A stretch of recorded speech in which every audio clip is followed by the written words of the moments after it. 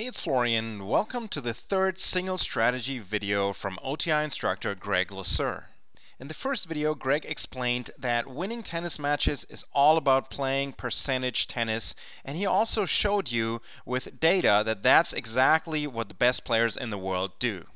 In the second video, Gregg introduced the simple red, yellow, green traffic light system that guides you in making the right decisions depending on where you are on the court.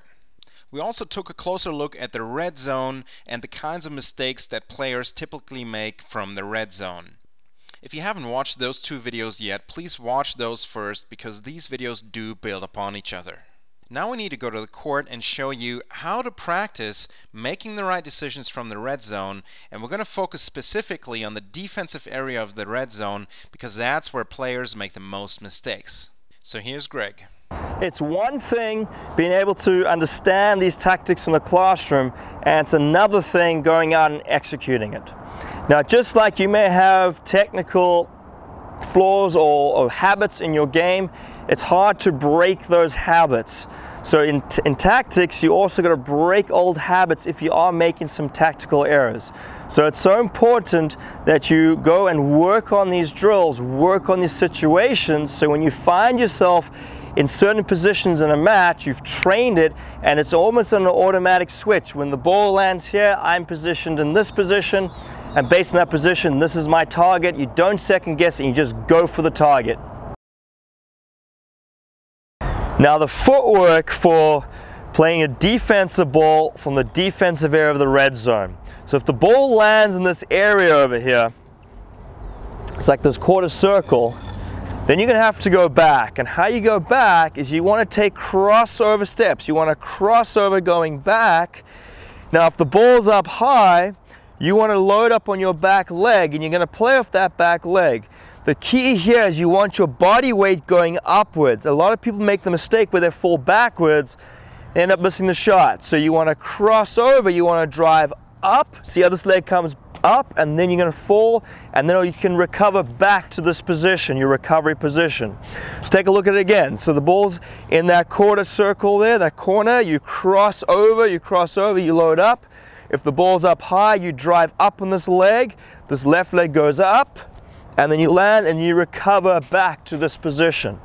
Now, you do the same thing, but if the ball is dropping and it's lower, try to get your weight forward where you can play the ball from this position. So you have the two options. The lower ball, you'll play like this. If the ball's up higher, you'll play with your back leg, and you want to make sure you transition your weight upwards and not back. So what you want to do is you want to do a couple of shadow swings. So I was going to show you how to do it. We'll shadow swing it, and you cross over, load, drive up, land on that leg, and split step. Again, cross over, load, drive up, land on this leg, come back, split. And then you want to practice it when the ball is low and you can get onto the front foot. So you're going to split, you're going to cross over, get the weight forward, hit, and then come back, split. And again, cross over, load, get the weight transfer forward, hit, and then come back, split. You want to practice those shadow swings over and over before we go into the hand feed. Now let's take a look at a drill using the defensive footwork. You want to defend high and deep. The idea is when the ball is in flight, you're going high and deep to buy time, you are recovering. So when the ball bounces in on the other side, ideally you want to be split stepping in the recovery position.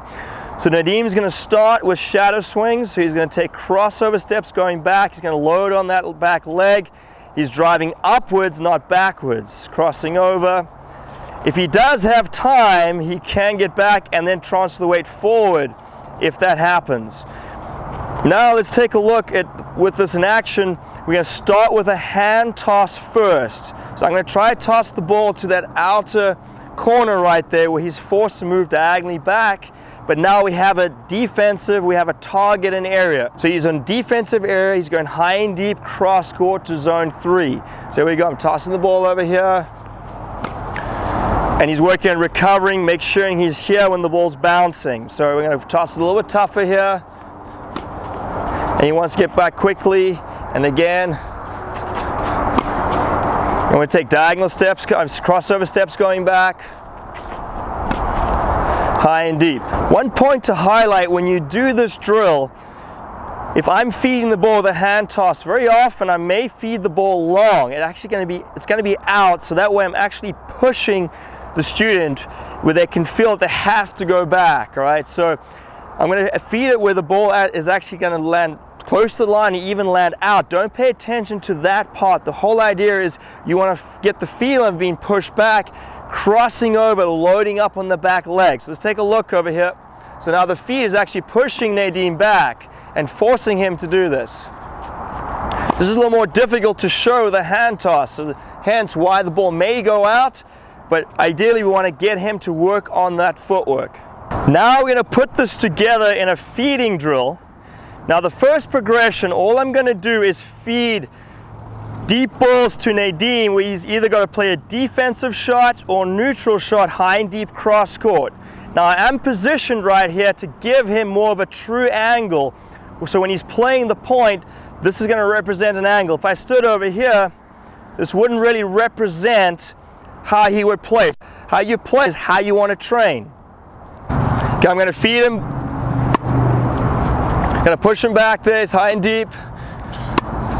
So all I do is he's just working that over and over with the feed. So you can play neutral, or you can be in a defensive position. So you want to practice that over and over. So as you could see, you need to use progressions to change your strategy habits, just like you need to use progressions to change your technical habits. The 3 videos you just saw are just a small sample from Gregg's new single strategy program called Total Control Tennis. In the next few days, you'll receive an email with the subject Total Control Tennis is live. And in that email, there'll be a link to a video in which we explain all of the details of the program and how you can take your strategy to another level so that you can win those matches that you know you should win.